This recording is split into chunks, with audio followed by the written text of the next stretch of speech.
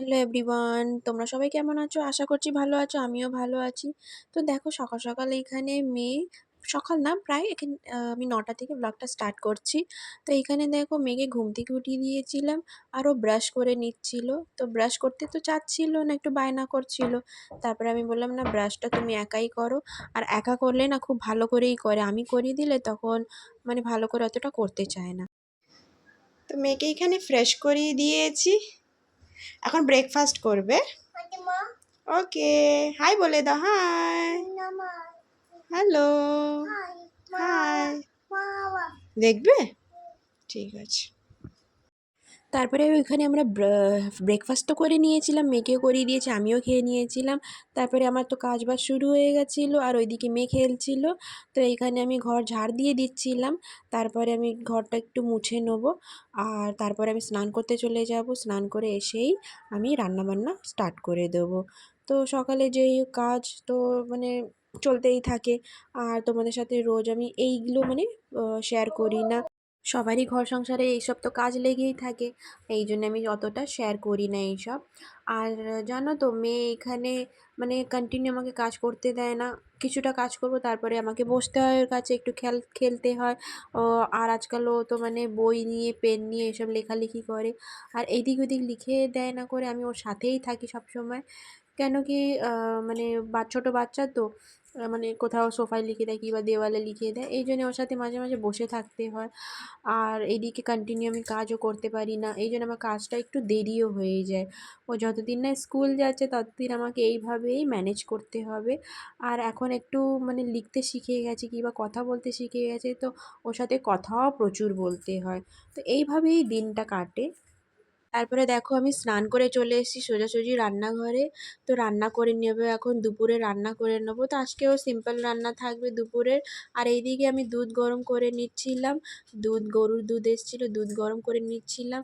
আর তারপরে না আমাদের বাড়ির কাছাকাছি না মাছ এসেছিলো। তো এটা না সমুদ্রের মাছ, আমাদের এখানে সমুদ্রের মাছ খুব টাটকাই পাওয়া যায়। তো সমুদ্রের মাছ বাড়ির পাশে এসেছিলো, তো মাছ নিয়ে নিয়েছিলাম।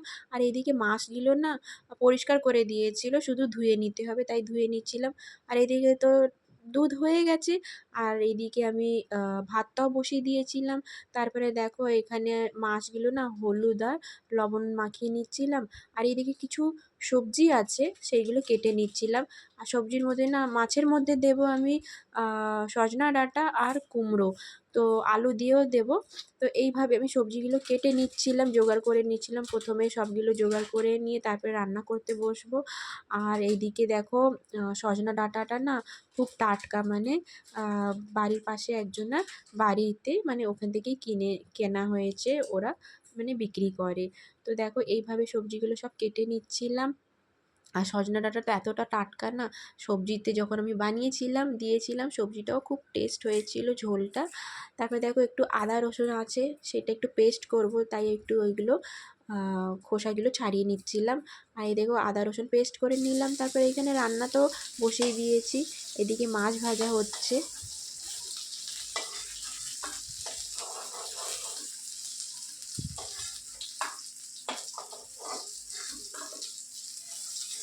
তারপরে মাছ ভাজা হয়ে যাওয়ার পরে আমি রান্নাটা মানে ঝোলের জন্যে সব কিছু পেঁয়াজ আলু এইসব ভেজে নিচ্ছিলাম। কিছুক্ষণ ভাজা হয়ে যাওয়ার পরে এখানে ডাঁটা আর কুমড়োটা অ্যাড করে দিয়েছিলাম।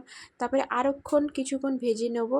তারপরে এখানে অ্যাড করে দেবো আদা রসুনের পেস্ট, আর যা মশলা হয় সেইগুলোই অ্যাড করে দিয়েছি।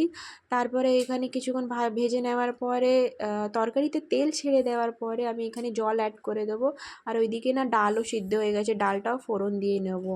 তো দেখো এখানে না সামান্যই জল দেবো, কেন মানে একটু হালকা হালকাই বানিয়েছি, তো সেরকম জল দেবো না। তারপরে এখানে ঘরে বানানো একটু জিরে পাউডারটা অ্যাড করে দিলাম, এটা পরেই অ্যাড করেছি কেন কি এটা যেই ভাজা।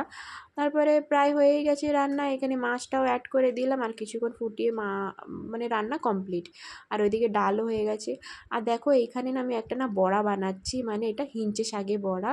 তো হিঞ্চে শাকে বড়ার মধ্যে দিয়েছিলাম আমি পেঁয়াজ দিয়েছিলাম, মানে এতে পেঁয়াজ না দিলেও হয়, কিন্তু আমাদের বাড়িতে পেঁয়াজ দেয়। তো এইখানে পেঁয়াজ দিয়েছি, বেসন দিয়েছি, চালের গুঁড়ি দিয়েছি, লবণ দিয়েছি, কাঁচা লঙ্কা দিয়েছি, আর ভালো করে এটাকে মাখিয়ে নিয়েছিলাম জল দিয়ে। তারপরে এটাকে কিছুক্ষণ রেখে আর তেলেতে দেখো এইভাবে আমি ভেজে নিচ্ছি।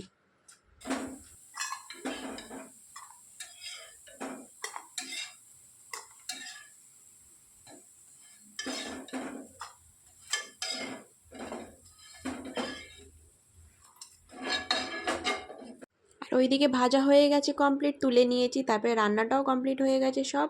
আর এদিকে কিছু বাসন ছিল সেইগুলো ধুয়ে নিচ্ছি। তারপরে দেখো এখানে ওভেনটাও ক্লিন করে নিচ্ছিলাম, মানে মুছে নিচ্ছিলাম। আর রান্না তো প্রায় কমপ্লিট হয়ে গেছে, এইভাবে ওভেনটাও মুছে নেবো। তো বন্ধুরা, আমি ব্লগটা এখানেই শেষ করব। আশা করছি ভালো লেগে থাকবে। যদি একটু ভালো লেগে থাকে লাইক করে দিও, আর কমেন্টে জানিও যে কেমন লেগেছে। তো দেখা হচ্ছে নেক্সট ব্লগে।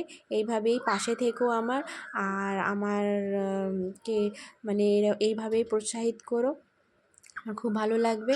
তো দেখা হচ্ছে নেক্সট ব্লগে। বাই।